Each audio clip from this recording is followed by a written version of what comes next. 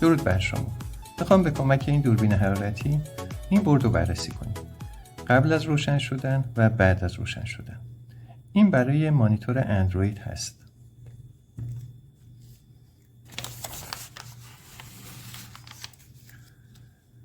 این پنلش هست.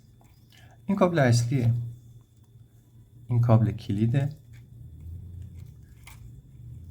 این برای بکلایت هست و اینم برای تاچ. بعد 4 تا کابل در اینجا داریم.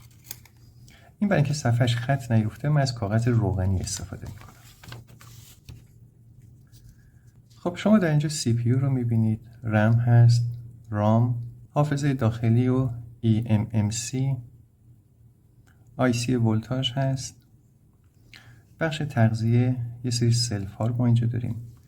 این IC صدا هست که غالبا از TDA استفاده میشه. پشت بورد، ماژول وای فای یا بلوتوث. این به احتمال زیاد به عنوان رابط هست، بافر هست. شمارش هنوز نخوندم. احتمالا مسیر صدا برای CPU باید باشه. اینم به احتمال زیاد IC صدا هستش. باید اینا رو زیر لوپ نگاه کنم شمارش رو.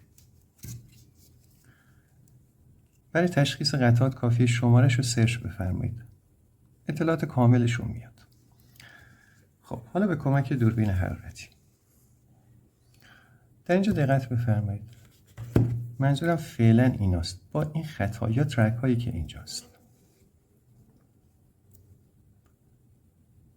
دقت بفرمایید. مدار روشن نیست. ولی اون بخش ها رو داره به عنوان بخش داغ نشون میده. اینا بخش داغ نیستن. این انعکاس هستش. من در اینجا رو تنظیمات در این بخش بالا روی PCB گذاشتم. قبلا براتون شرح دادم. بخش های فلزی رو نگاه کنید. بس اینا به عنوان گرما نیستن. یعنی هر چیزی که دوربین نشون میده به عنوان گرما در نظر گرفته نمیشه. زاویه نگهداری دوربین، فاصله، همه اینا مهمه.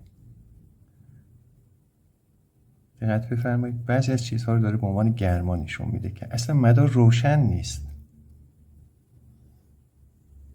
حالا پشت بورد.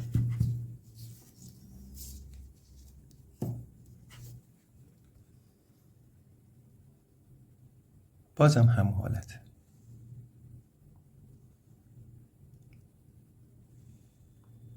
پس باید دوربین رو در زاویه درست و فاصله درست نگه داشت. در اینجا دیگه به عنوان گرما نشون نمیده. البته تو ویدیو کمی بد دیده میشه.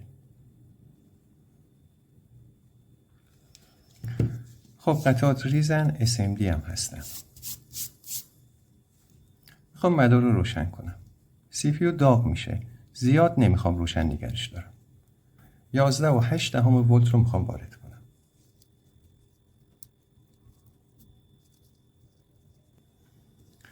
خب حالا نگاه کنیم. دقت بفرمایید CPU داره داغ میشه.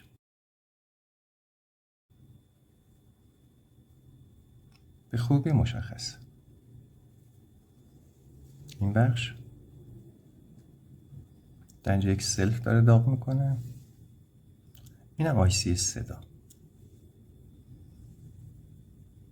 که مشخص داغ شده.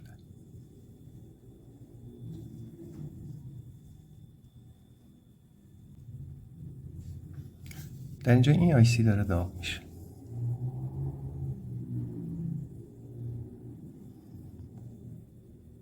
CPU کاملا مشخصه که داغ شده. حالا بریم پشت بورد.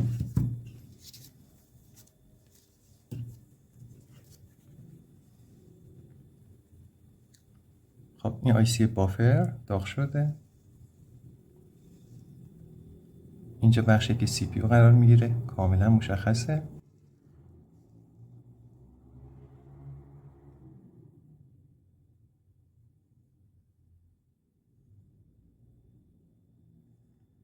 این پایه های IC صدا اینجا هم داغ شده. ولی CPU رو کاملا نشون میده.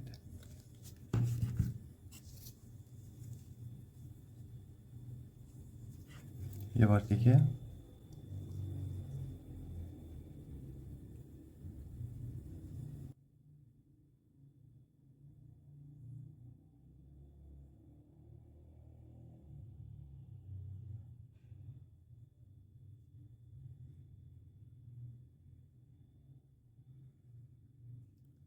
خب من رو دیگه خاموش کنم چون هیتسینگ نداره.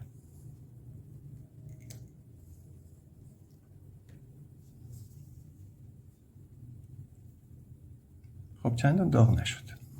خب همونطور که مشاهده فرمودید پس ما میتونیم به کمک دوربین حرارتی برد رو بررسی کنیم، ولی تشخیص نهایی با ماست. یعنی ما هیچ وقت نمیایم بگیم چون سی پی یو بیش از حد داغ شده خرابه. البته سی پی یو یک مثال بود.